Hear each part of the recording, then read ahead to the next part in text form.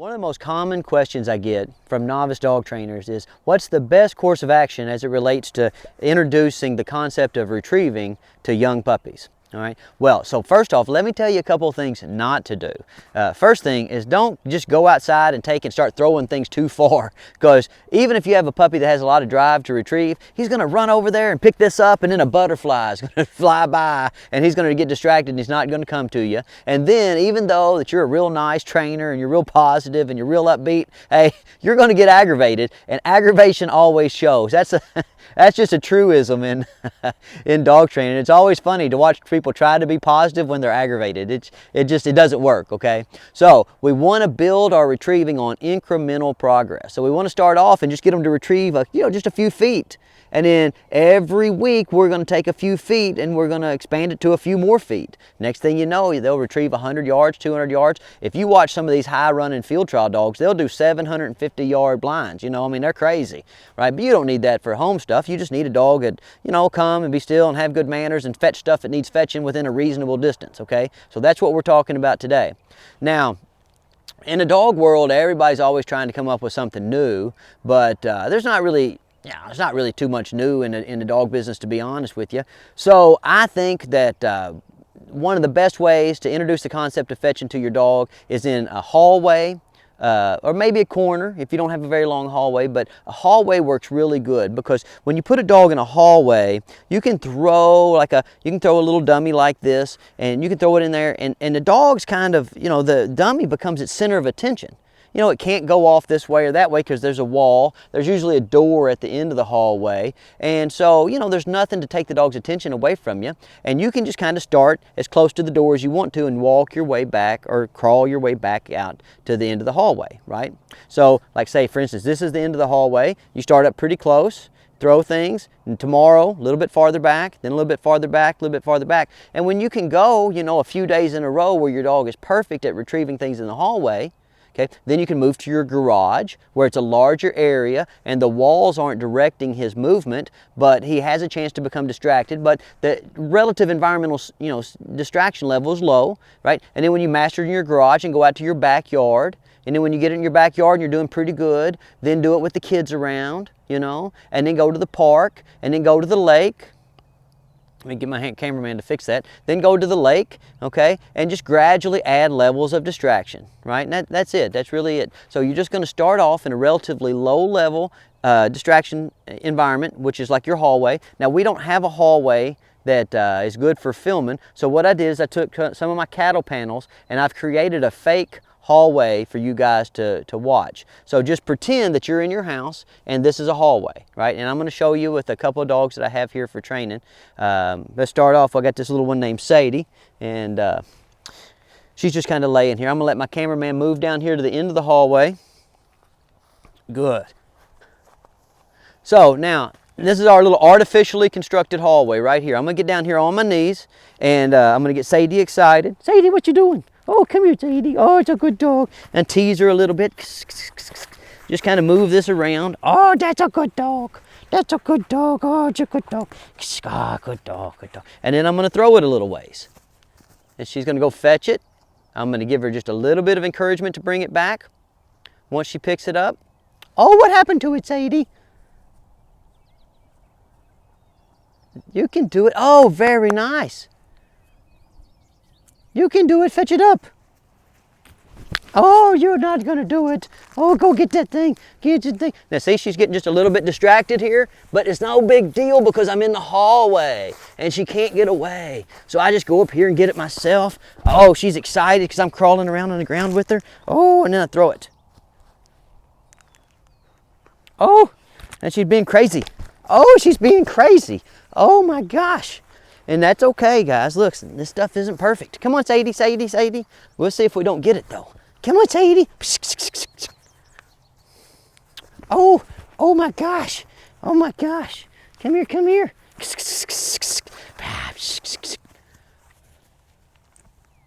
Oh, very good dog. Oh, very good dog. Now you see that she's kind of jumping on me and stuff a little bit here. When I'm in this hallway, my only concern really, okay, is getting her excited about retrieving. So I'm not worried about her manners. I'm worried about her retrieving. Good dog. Very nice. I'll get to manners, oh, in a different session. Oh, very good. Very nice. Oh, very nice, Sadie. Oh, just such a good dog. Oh my gosh. Whoa, she's excited. She's excited. Now, so, you know, guys, when dogs, especially young puppies like this one, get excited, they're going to have all kinds of displacement behaviors. They're going to, you know, they're going to chew on you a little bit and jump on you a little bit. That's okay. Don't worry about it. Good dog. Oh my gosh. Very nice. Oh, very nice puppy. Very nice. Very nice. Good. Good. And right about the time the dog seems to be enjoying it most, oh, we're just going to stop. And I'm going to withdraw all my attention. And what my goal is here is to, you know, leave the dog looking at me saying, hey, Stonnie, let's do that one more time. That's always your goal, guys. You want to end your sessions on a high note with your dog looking at you like, hey, come on, can we do that one more time, right? And then the next day when you reach up on your shelf and you get your, you know, you get your dummy and you head to the hallway, that dog's going to be right there behind you, right? And then it'll be, you reach up to the shelf and go to the garage, it's right there behind you, and then the yard, and then the lake, and then the river, right? Okay? So start off in an environment with low stimulation, okay? And, you know, no avenues of escape for the dog, right? So that the dog has to kind of pay attention to you. Hallway is perfect. A corner is not too bad, right? But a hallway is how people have been doing it for, well, since I was a kid, you know, and I guess as long as there's been hallways, people have been introducing young retriever puppies to fetching in the hallway. All right, good luck, guys. That's all there is to it. Get out there and have fun. Okay, now I just made a little video with Sadie about introducing fetching in the hallway, but what I forgot to tell you about is how important it is to get feathers in a dog's mouth at a very early age, okay? You can do all the fetching you want. You can get perfect in the hallway with your dummy, perfect in your garage, perfect at the park with 1,000 kids playing around, you know, and then if you wait too long and to introduce feathers, you know, you go hunting and the dog runs out there and sees something fall out of the sky, and you know, it's used to chasing these dummies, and it goes to pick up a bird, and those feathers or, you know, whatever else is going on there, it'll freak them out, and sometimes it takes them a long time to recover from that. So we want to go ahead and get those feathers in their mouths very early. So I went in and got another dog, Ammo. He's just a little bit older than Sadie. So we're going to do the same little dummy drill here in our make-believe hallway, and then we're going to switch to a little duck wing. Now, you'll notice when I switch to the duck wing, the dog's whole demeanor is very likely to change. You know, when you give them that duck wing, boy, that's a high-value resource. And they'll grab it, and they'll try to run off and hide under a bush, or they'll try to choke it down real quick, you know. And so you have to be super patient. But just expect, when you start to make the transition from just this dummy to the wing, to get a little bit of weird behavior from your puppy. So don't get frustrated, be very patient, okay? So let's see if we can get Ammo to fetch in this hallway. Now for this one, my cameraman, why don't you stay here where you can see, back up, and you can see through the wall of the hallway. Ammo. Oh, you a smarty, Ammo? Oh, are you a smarty? You a smarty? Can you fetch that up for me? You can get it? Oh, you are a smarty. Yes, you are a smarty. That's a good Ammo. That's a good Ammo. Yes, it is. Oh, give me that. Give me that. You ready? Look here. Oh, good boy, Ammo. All right, so Ammo's doing okay in the hallway. Let's see if we can get one more, and then we're going to introduce some feathers to him. Watch him go crazy. Fetch it up.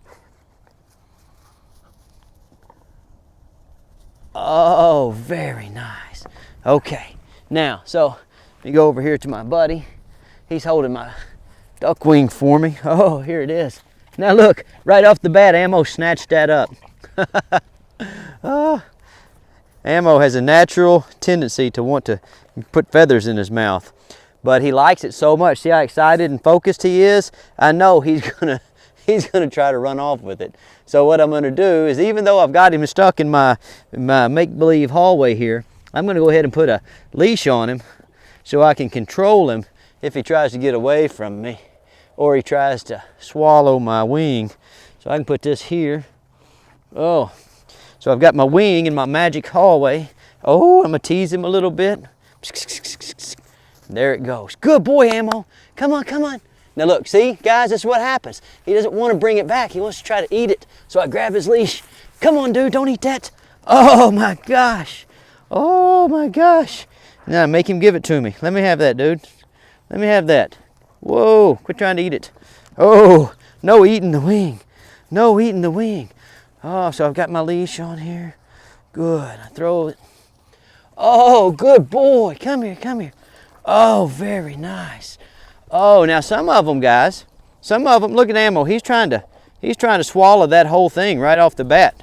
And so I just got to kind of grab him by his muzzle there and say, no, dude, you can't be swallowing that.